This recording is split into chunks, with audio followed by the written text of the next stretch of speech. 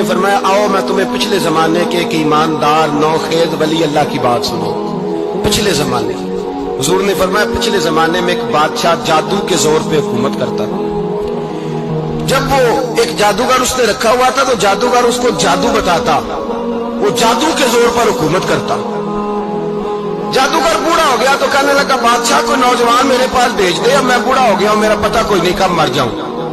ایک نوجوان کی ڈیوٹی لگائی, بڑا زیرک سمجھدار, اپنے رعایا میں سے چن کے جو ذہین فطرت مزاج بچہ تھا وہ اس نے لگایا. اللہ کے محبوب علیہ الصلوۃ والسلام فرماتے ہیں بچہ جادو سیکھنے لگا, وقت گزرنے لگا.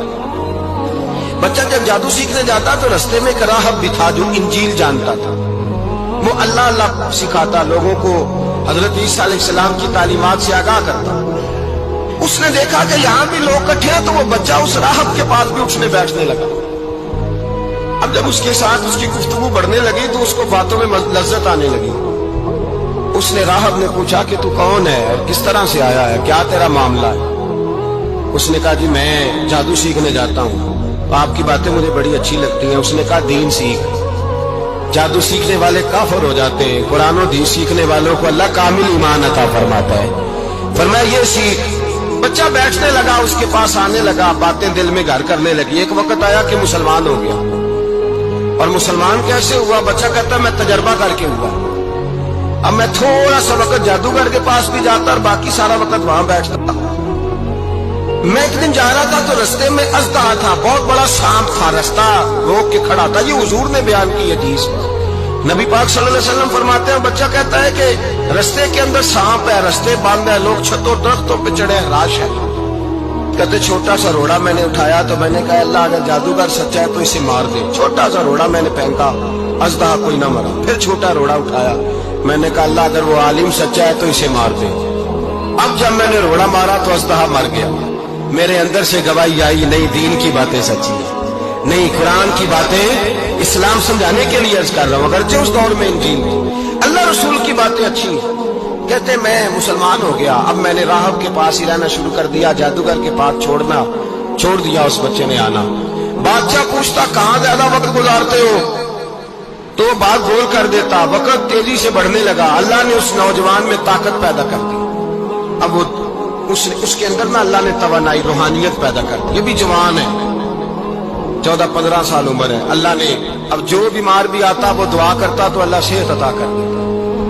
جو بھی آتا. بادشاہ کا ایک درباری تھا, بادشاہ کو پنکھا جلتا تھا, اندھا ہو گیا. کوئی ایسی تکلیف آئی کہ نابینا ہو گیا. بڑے علاج کرائے, شفا نہیں ہوئی. کسی نے اس بچے کا پتہ بتایا کانوں میں. اس کے پاس گیا تو بچہ کہنے لگا شفا تو ہو جائے گی پر کلمہ پڑھنا پڑے گا, مسلمان ہونا پڑے گا.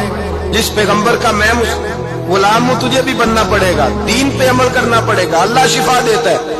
اس نے کہا تو مجھے کلمہ پڑھا, مجھے شفا دے, میں تیار ہوں. اس نے کہا شفا تو اللہ دیتا ہے. اس نے اللہ تبارک و تعالیٰ کا ذکر کر کے دعا مانگی. یہ مسلم شریف میں حدیث ہے, طبرانی میں موجود ہے. اللہ نے اسے شفا دی, اس نے کلمہ پڑھنا شروع کر دیا. یہاں ایک نقطہ لکھا ہے ہمارے علماء نے, کہتے ہیں جب اللہ ولایت عطا کرتا ہے نا تو یہ سفید بالوں والے کا حصہ نہیں ہوتی. اگر جوانی میں کوئی آدمی توبہ کر کے تصوف کے راستے پہ چلتا ہے تو سب سے زیادہ ولایت اللہ اسے عطا فرماتا ہے. سب سے زیادہ ولایت اس کے پاس ہوتی ہے. ابھی اس کے بال کالے ہیں, چڑھتی جوانی ہے, دعا کی تو اللہ نے. اور حدیث پاک میں موجود ہے کوڑے آتے تو شفا یاب ہو جاتے, اندھے آتے تو شفا یاب, برس والے آتے تو اللہ سے دے. جوان ہے. بادشاہ کے پاس وہ واپس گیا, وہ جو آدمی جس کی آنکھیں ٹھیک ہوئی تھی. بادشاہ نے پوچھا کہ کیسے شفا ملی تو کہنے لگا میرے رب نے شفا دی. بادشاہ سجدے کراتا تھا, اپنے آپ کو منواتا تھا معاذ اللہ. کہنے لگا میرے علاوہ کون رب ہے؟ اس نے کہا وہی رب ہے جس نے تجھے پیدا کیا ہے, اور وہی رب ہے جس نے مجھ اندھے کو آنکھیں دی ہیں, وہی ہے میرا مالک. کہا اچھا تو مجھے نہیں مانتا؟ کہا نہیں میں اپنے رب کو مانتا ہوں. بادشاہ نے اسے صدا دی, ستایا. اس نے بچے کا پتہ بتایا, پھر بچے کو بلا کے ستایا تو اس راہب کا پتہ بتایا. راہب بھی قتل ہو گیا, نابینا بھی قتل ہو گیا. بادشاہ نے کہا سپاہیوں سے اس بچے کو لے جاؤ اور پہاڑ کی چوٹی پہ جا کے نیچے پھینکو تاکہ مر جائے. بچہ پہاڑ کی چوٹی پہ گیا تو ہاتھ اٹھا کے کہنے لگا یا اللہ میرے لیے نہیں اپنے لیے, मेरे लिए नहीं, अपने लिए इन्हें अपनी कुदरत के जलवे दिखाओ। मेरे लिए नहीं, अल्लाह के बंदे अपनी जान बचाने की दुआएं नहीं मांगते, अपने लिए इन्हें अपनी कुदरत के जलवे दिखा, ये दुआ मांगी। जितने लोग साथ आए थे वो सारे जमीन पे गिरे और सब मर गए। पहाड़ से गिरे